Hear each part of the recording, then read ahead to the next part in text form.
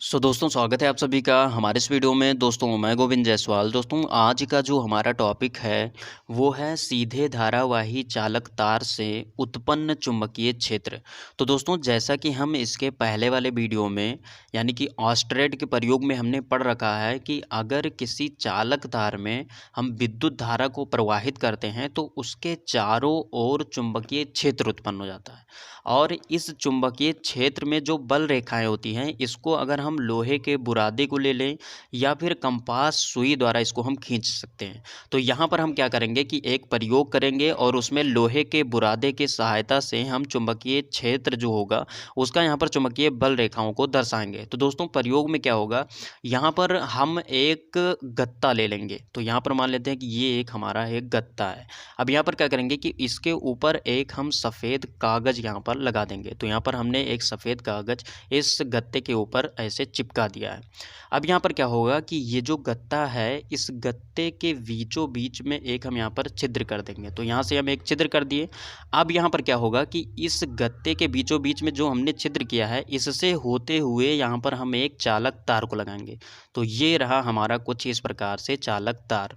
और इस चालक तार का हम संबंध एक बैटरी से कर देंगे। जैसा कि यहाँ पर आप देख सकते हैं, यहाँ पर हमने एक बैटरी को लगा दिया है। अब यहाँ पर क्या होगा कि ये जो गत्ता है इस गत्ते के ऊपर हम लोहे के छोटे छोटे बुरादों को यहाँ पर बिखेर देंगे। अब दोस्तों चूंकि ये जो परिपथ है इस परिपथ में हमने यहाँ पर एक कुंजी के को लगा कर रखा है। तो हम क्या करेंगे कि इस कुंजी के को यहाँ से ऑन कर देंगे। तो यहाँ पर पूरे परिपथ में विद्युत धारा प्रवाहित होने लगेगी। अब यहाँ पर क्या होगा कि चूंकि जब इसमें विद्युत धारा प्रवाहित हुआ तो जो हमारा चालक तार है इसमें भी विद्युत धारा प्रवाहित होगा। और जब इस चालक तार में विद्युत धारा प्रवाहित होगा तो इसके चारों ओर चुंबकीय क्षेत्र उत्पन्न हो जाएगा।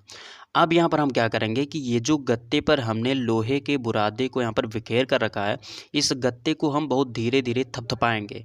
ऐसा थपथपाएंगे कि ये जो हमारा बुरादा है ये नीचे ना गिरे, इसी गत्ते पर रह जाए। तो यहाँ पर आराम से इसको हम थपथपाएंगे और थपथपाने के कारण क्या होगा कि ये जो हमारा बुरादा है ये ऊपर उठेगा। और ऊपर उठने के बाद में जब ये नीचे फिर गत्ते पर गिरेगा तो ये एक आकार ले लेगा, कुछ सर्पिलाकार। और यही आपकी होगी यहाँ पर विद्युत बल रेखाएं। यानी कि ये जो आपकी लोहे की बुरादा है ये ऊपर जाएगी, ऊपर आने के बाद में फिर से जब गत्ते पर गिरेगा तो यहाँ पर ये जो हम अगला ये चित्र यहाँ पर ड्रा कर रहे हैं ये कुछ इस प्रकार के आकार से यहाँ पर ये सर्पिलाकार रूप में इस प्रकार से ये प्रदर्शित करेगा, जो कि हमारा होगा चुंबकीय क्षेत्र में जो बल रेखाएं होंगी उसको यहाँ पर दर्शाएगा। अब यहाँ पर केवल ये जो लोहे का बुरादा था ये सर्पिलाकार आकार में होगा।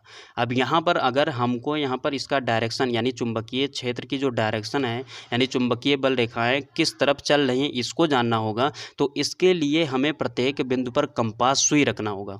और जब हम प्रत्येक बिंदु पर कंपास सुई रखेंगे तो यहाँ से हमको पता चल जाएगा कि इस बल रेखा का जो डायरेक्शन है वो दोस्तों इस प्रकार से आप किसी चालक तार के चारों ओर चुंबकीय क्षेत्र को प्रदर्शित कर सकते हैं। यानी चुंबकीय बल रेखाओं को आप यहाँ से प्रदर्शित कर सकते हैं।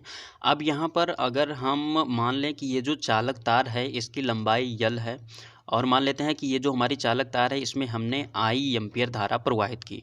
तो यहाँ पर अगर हम इस चालक तार से R दूरी पर अगर हम चुंबकीय क्षेत्र की गणना करें तो यहाँ पर जो चुंबकीय क्षेत्र होगा वो दो बातों पर निर्भर करेगा। पहला, जो चुंबकीय क्षेत्र होगा वो चालक में विद्युत धारा के प्रवाह के अनुक्रमानुपाती होगा। यानी कि जो चुंबकीय क्षेत्र होगा वो धारा के अनुक्रमानुपाती होगा। यानी कि यहाँ से हम लिख सकते हैं B is proportional to I। यानी कि यहाँ पर कहने का मतलब हुआ कि जब जितने ज़्यादा हम विद्युत धारा का मान बढ़ाते जाएंगे उतने ज़्यादा जो चुंबकीय क्षेत्र का मान है वो यहाँ पर बढ़ता जाएगा। उसके बाद में ये दूसरे बात पर भी निर्भर करेगा, जो चुंबकीय क्षेत्र होगा वो है कि जो हमारा चुंबकीय क्षेत्र होगा वो इस R दूरी के व्युत्क्रमानुपाती होगा। यानी कि यहाँ से हम लिख सकते हैं V is proportional to 1/R।